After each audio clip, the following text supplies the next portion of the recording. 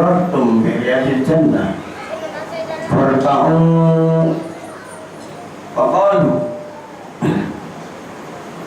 wa ma riyadul jannah qala riyadul zikri.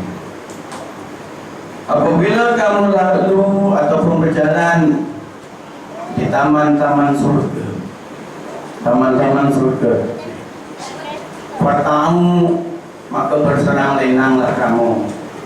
Ada duduk senang, ada yang tak dalam, ada yang tak luar, ada yang bersandar. Itulah masing-masing kan di taman-taman surga. Maka Rasulullah menjawab, taman surga itu apa? Adalah tempat-tempat zikir, tempat memperingati akan Allah Subhanahu wa Ta'ala. Inilah yang dikatakan taman-taman surga. Walaupun demikian bukan semua orang nak, hanya orang-orang yang mendapat hidayah petunjuk daripada Allah Subhanahu wa Ta'ala. Maka alhamdulillah pada malam ini datang ke sini, ke surau ini, dapat saya sendiri pun pertama kali datang ke sini. Terdapat di kalangan santri dan pramuka kiai, bapak-bapak kiai, tuan-tuan guru, para ibu-ibu, bapak-bapak yang mudah-mudahan memang ahli zikir, ahli wirid, zikir, wirid, untuk membersihkan diri daripada penyakit.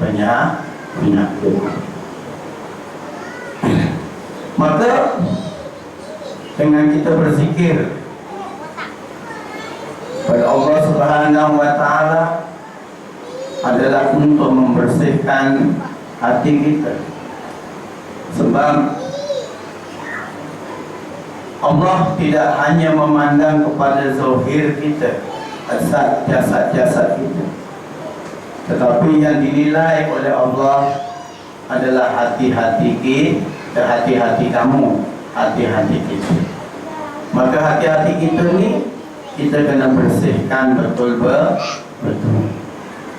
Tapi bukan bermakna hanya kita berzikir sahaja dengan kita meninggalkan ilmu. Sebab dia ada dua hadis. Ada yang lagi satu, idza marartum bi riyadil jannah qalu wa ma huwa ya Rasulullah. Qala, Rasulullah kata apa? Majlisul ilmi, majlis ilmu. Kalau kamu berjalan ke taman-taman surga ataupun lalu di taman-taman surga, bersenang lenanglah kamu, duduk, mampir.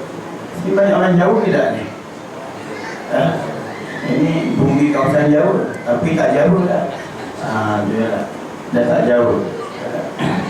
Dah sama lah dengan tempat saya. Saya jauh, isteri saya orang Indonesia, tapi anak saya Melayu. Kau rumah pun tak mau cakap jauh. Dia ajak cakap jauh, dia kata sorry. Yang kecil tu 4 tahun tu. Dia tak jumpa tak jauh, dia kata sorry. Cakap jauh. Tapi faham. Kita cakap jauh, dia faham. Cuma tak mahu. Sedangkan saya dengan isteri saya, kau rumah cakap jauh terus, dan jauh halus. Tapi anaknya satu bahasa dah hilang, rugi ya. Sebab itulah bagi adik-adik zikir, wirid. Bagi adik-adik ini bagaimana? Maka adik-adik kena menumpukan ilmu. Kalau sekadar kita berzikir tanpa ada ilmu tak jadi. Kita ditakuti nanti dengan zikir, ada timbul perasaan apa? Itu dia, itu wali Allah datang. Itu Sunan apa? Sunan Kudus datang. Kadang-kadang tak jadi. Itu perasaan. Sebab itulah ilmu kena kena ada ilmu. Sudah ngaji, ada ilmu. Kemudian dalam ngaji itu sendiri kita adakan zikir. Itu yang di tempat anak sendiri pun kalau saya belum mulakan. Kalau nak sahabat dia. Tadi Pak Kiai dah bagi tahu Memang di tempat saya itu ada satu Pak Kiai Anwar, satu Pak Kiai Mas Tuti. Tapi apakah yang diceritakan di sini tadi yang itu saya pun tak tahu. Wallahu a'lam. Pak Kiai Anwar sudah meninggal, dia ada pondok pesantren, tapi dah habis pupus sudah tak ada. Anaknya pun tak ada yang jadi lagi. Anaknya tak ada. Pak Kiai Mas Tuti pun sudah meninggal. Anaknya yang kemarin menggantikannya buat pondok kecap, lepas itu dah tak ada pondoknya, Pak Kiai Mas pun sudah meninggal. Jadi penerusnya memang tak ada pondok lah, itu dah. Cuma alhamdulillah saya bina pondok. Dulu tempat saya tempat Torekoh Naksabandia. Saya ambil di Indonesia di Kebumen daripada Pak Kiai Mahfud. Pak Kiai Mahfud anak tu Pak Kiai Hasbullah, saya sudah Pak Kiai anak pada Mbak Abdul Rahman. Nanti setelahnya sampai katalah sampai kepada Rasulullah, sampai ke malaikat, sampai kepada Allah. Allah itu setelahnya adalah pengambilan itu. Cuma Torekoh tempat saya pun sudah mati. Maksudnya tinggal santrinya adalah sikit-sikit. Ya, sebab bapak saya meninggal tahun 1990. Saya ketika itu masih di Indonesia. Jadi Torekohnya dah habis pupus. Maksudnya cuma sekarang ini adalah santri-santri yang sekadar hari Jumat saya buat buat wajuhan, hari Jumat wajuhan, itu saja. Mengapa tidak menumpukan? Sebab saya masih menumpukan santri yang kecil-kecil. Sedang membela kena dawuh Pak Kiai dari Indonesia bulan 5 2010. Ketika itu saya masih jadi penceramah bebas lah, sana sini rata-rata. Pak Kiai datang, dia kata, kamu kena buat pondok, buka pondok. Sebab kalau kamu ceramah rata-rata, betul. Tapi apabila kamu meninggal, siapa penerus kamu? Itu persoalannya. Alhamdulillah, bulan 5 2010 Pak Kiai suruh buat 1 bulan 7 saya dah bina pondok dengan 7 orang peringkat awal dengan bangunan yang sama. Alhamdulillah sekarang pun dah mulai berkembang. Sebab itulah santri yang ilmu pengisian dan sistem saya punya pondok pula, aurat paginya semuanya fizik. Ada fisik Nasr, fisik Nawawi, fisik Bakar, fisik Syakron, fisik semua fisik itu. Itu saya punya lah. Sebab saya ambil ijazah daripada guru saya, dan guru saya murid kepada Syekh Muhammad Maliki Al-Maliki Mekah. Aurat dia itu. Maka pagi itu logikanya. Tak lama, cuma 1 jam je wiridnya. Itu pun cepatlah bacanya. Itu untuk zikir pagi. Dan bulanannya manakib Zikrul Hafidin daripada Kusme, Pondok Pelosok Kusme, putranya Muazzaz Suli. Itu Zikrul Hafidin ini acara bulanan yang saya buat untuk ahli jatah kuasa pun pondok. Mengapa? Karena ilmu kemudian kita kena adakan zikir. Dalaman kita ni kita bersihkan. Ilmu untuk syariat kena ada. Kemudian kena ada dalaman dia. Kalau sekadar zikir wirid, ilmu tak ada, ditakuti juga. Terpedaya nanti. Sebab itulah pengisiannya kena ada ilmu. Sebab itulah bagi adik-adik macam ini dari pondok Robert, apa nama pondok ini, Pak Kiai ini, ini pengisiannya ilmu, ngaji dengan ilmu, dan adik-adik kena faham. Ini sebab oleh dua kumpulan ini kena sana sini ambil. Kena adik kena faham. Sebab afdal ilmi ilmu hal wa afdal amal khibzul hal. Seafdal ilmu hal, ilmu tingkah yang nak dibuat, yang nak diamalkan. Kemudian seafdal amal khibzul hal, kamu jaga tingkah, ya ilmu akhlak. ilmu adab, ilmu tasawuf. Itu kalau pondok anak, saya baca kitab taklim untuk adab gitu. Ada ilmu untuk adab untuk santri-santri, adab pada guru, adab pada orang tua. Sebab kalau tidak ada adab, masalah tentang ilmu nanti. Betul di pondok-pondok di Indonesia penekanannya pada adab. Adab terhadap guru, adab terhadap kawan, adab kepada orang tua ini sangat ditekankan. Ya. Itulah macam ini. Yang kedua, para santri. Ini saya minta maaf ya, saya sana sini harinya. Para santri yang mencari ilmu kena betul-betul pasang niatnya kena betul. Ya, sebab santri kena faham tak ada sijil. Sebab Ustaz ada sijil, bukan ada. Sebab saya sendiri pun tak ada sijil. Cuma sijil saya 3 je. Satu, kad pengenalan. Yang kedua, sijil apa namanya, surat beranak. Yang ketiga, surat nikah. Itu je. Yang lain tak ada.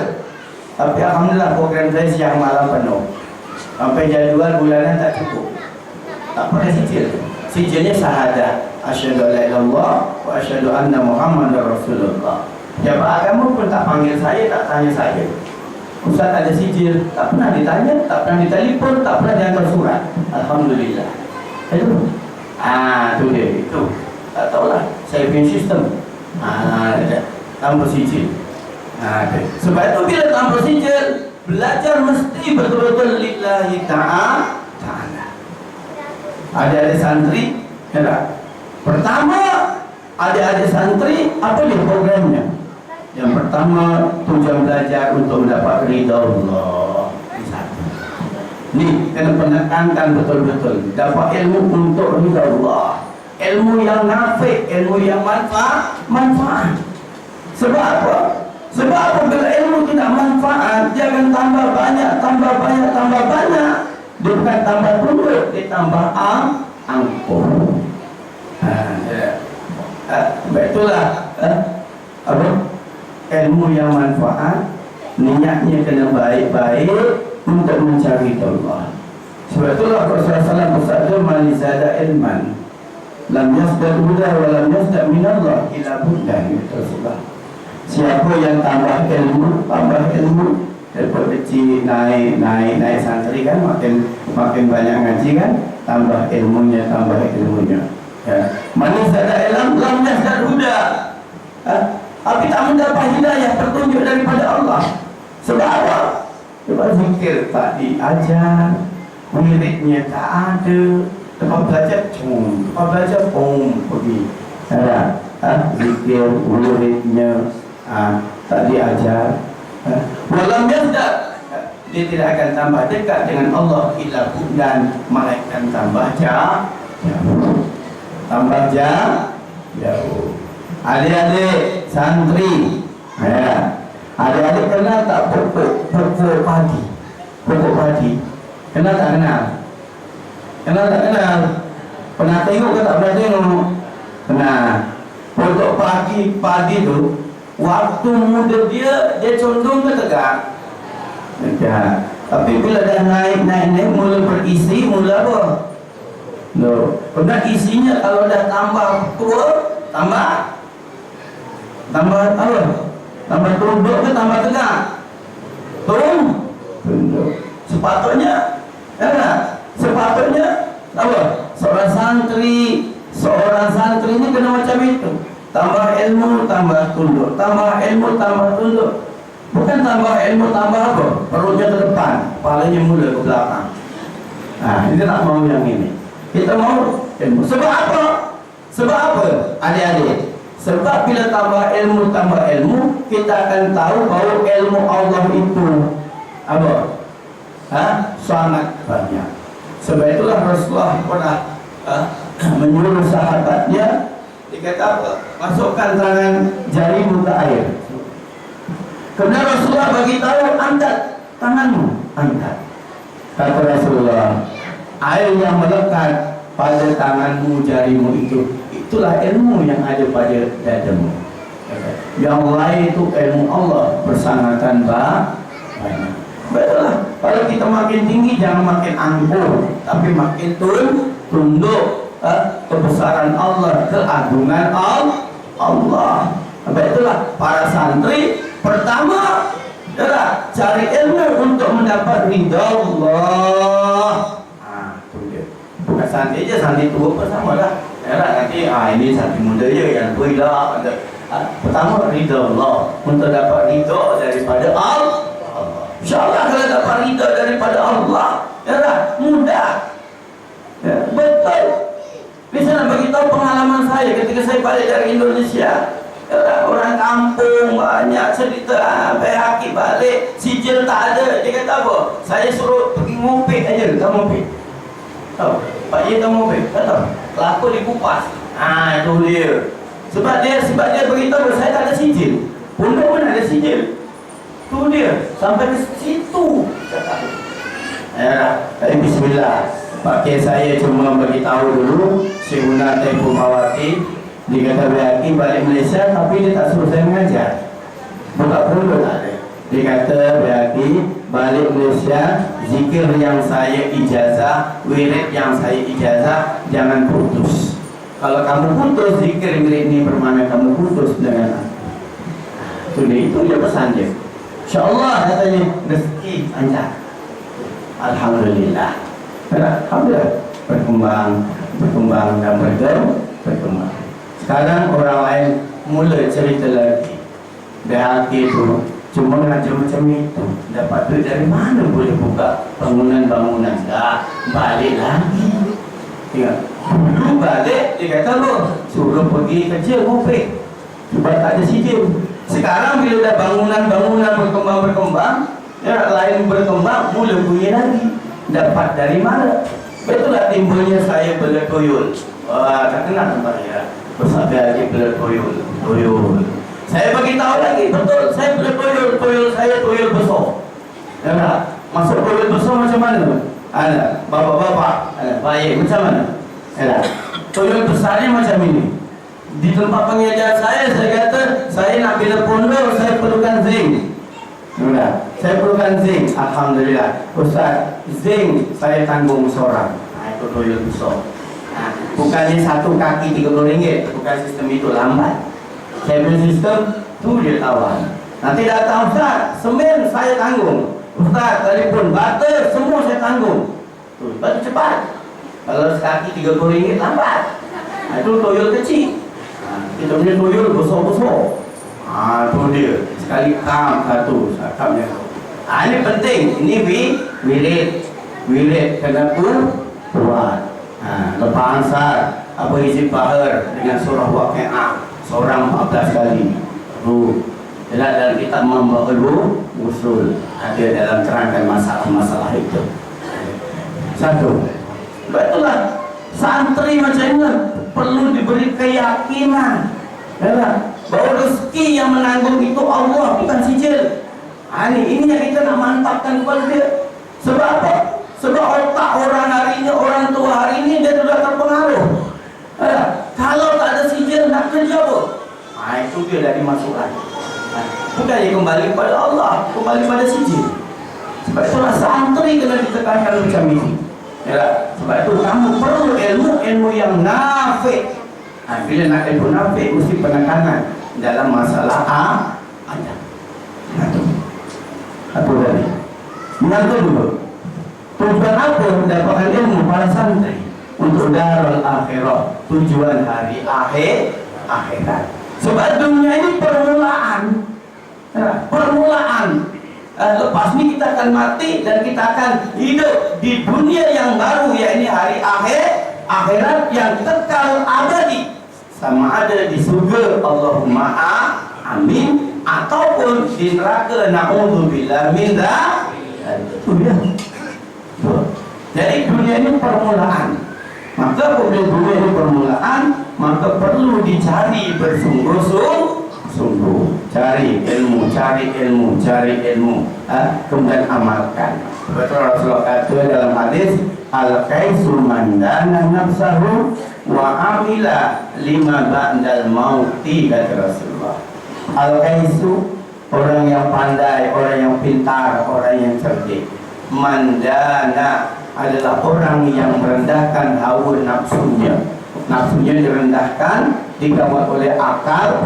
Akal yang berdasarkan kepada ilmu, bukan akal-akalan. Nah, akal-akalan lain cerita. Akal berdasarkan ilmu. Kemudian wa'amila, dan dia beramal lima kerana perkara ba'dal mauti, untuk kegunaan sesudah mati. Jadi segala amal yang kita buat, kerja kita buat, malam ni datang zikir, wirid, dan sebagainya yang dibuat daripada siang tadi, tujuannya apa? Untuk darul akhirah, untuk tujuan akhirat. Yang kita selawat, kita mengingatkan Nabi, kecintaan kita kepada Nabi. Dengan kita berzikir, membanyakkan untuk menghilangkan penyakit-penyakit yang ada dalam hati kita. Penyakit dalam hati kita ni dia tak boleh hilang. Apa? Dengan ubat-ubat yang biasa. Perlu diubati. Ubatnya apa? Zikir. Ubatnya apa? Baca selawat. Ubatnya apa? Baca Al-Quran. Barulah hatinya dia akan jadi lembut. Dengan berselawat untuk melahirkan mahabbah, cinta kita kepada Allah Subhanahu, kepada Nabi kita Muhammad sallallahu alaihi wasallam. Dengan kita cinta kepada Nabi Muhammad, bermakna kita cinta kepada siapa? Allah. Sebab apa bila ada orang cerita dia cinta kepada Allah, sedangkan dia tidak cinta kepada Nabi Muhammad, tak jadi. Cinta kepada Allah mesti cinta kepada Nabi Muhammad. Sebab itulah para sahabat mendapat kemuliaan, dekat. Sebab apa? Sebab cintanya kepada Nabi kita Muhammad SAW amat sangat cintanya. Itu dia. Saya bagi contoh-contoh supaya kita dapat tengok sejarah. Sebab ini maulid kan, maulid Khalqud memperingati juga. Itu samalah sekali. Nanti cerita maulid sendiri, Khalqud sendiri, panjanglah waktunya. Yalah, sekali itu serentak. Jadi maulid memperingati apa yang terhormat, Khalqud memperingati. Yalah, sama apa namanya tadi, Syekh Abdul Qadir Jilani dan kiai-kiai yang di sini yang saya minta maaf saya tak kenal. Yalah, pakai Rusdi siapa aku pun tak kenal. Itu ya, saya Mundakir apa tadi dalam situ pun ada. Saya pun memang tak kenal lah. Itu minta maaf lah ya Pak Yai. Sebab tak kenal. Itu dia. InsyaAllah mudah-mudahan dengan baca nanti boleh jadikan kenal. Dia. Saya nak bagi contoh. Cintanya sahabat. Di antaranya Bilal bin Rabah. Ketika Rasulullah sallallahu alaihi wasallam wafat, kemudian dimakamkan, Bilal tak duduk lama di Madinah. Sebab apa? Sebab Bilal melihat, kalau melihat pokok, dia tengok ini Rasulullah duduk di sini, dia menangis. Apabila dia masuk masjid, dia ingat Rasulullah dulu sujud di sini, menangis. Maka dalam keadaan begitu, Bilal dia tak boleh makan. Sebab apa? Teringatnya Rasulullah. Ingat sangat Rasulullah. Jadi dia tak boleh makan. Oleh kerana itu akhirnya Bilal pindah daripada Madinah ke Basrah, ke negara Iraq. Dia pindah jauh. Supaya apa? Tak melihat kesan-kesan tadi, tempat-tempat yang diduduki Rasulullah. Maka dia pindah jauh. Setelah setahun duduk sana di Basrah setahun, suatu malam Bilal bermimpi temu Rasulullah. Rasulullah kata, ya Bilal, adakah kamu tak mau ziarah kepada aku? Maka apabila sedar Bilal, ya Allah, aku telah bertemu Rasulullah dan Rasulullah telah memanggil aku. Bilal ketika itu sudah tua, orang tua. Apabila mendengar panggilan daripada Rasulullah sallallahu alaihi wasallam sahaja, dia tak tunggu besok. Kalau kita kan kadang-kadang nanti dulu. Tapi sifat sahabat dia lain. Yalah, walaupun Rasulullah itu sudah wafat, tapi kita kena faham ya, Rasulullah itu jangan kita katakan dia tidak hidup di alam barzah. Sebab Rasulullah kata al-anbiya haya'u fi kuburihim yusalluna. Rasulullah beritahu al-anbiya, para nabi, haya'u fi kuburihim, hidup di dalam kubur mereka, yusalluna, keadaannya sembahyang. Kenapa macam itu? Sebab ketika di dunia dulu Rasulullah, khusus Nabi kita Muhammad sallallahu alaihi wasallam, apa-apa ada masalah sahaja, ada masalah saja sembahyang. Sembahyang menghadapi suasana fitnah yang berlaku waktu itu. Dia mengajak orang musyrikin masuk Islam. Apabila orang musyrikin menghina, mencaci, mengatakan Muhammad pembohong, penipu, ahli sihir dan sebagainya, dia sembahyang, bermunajat kepada Allah Ta'ala.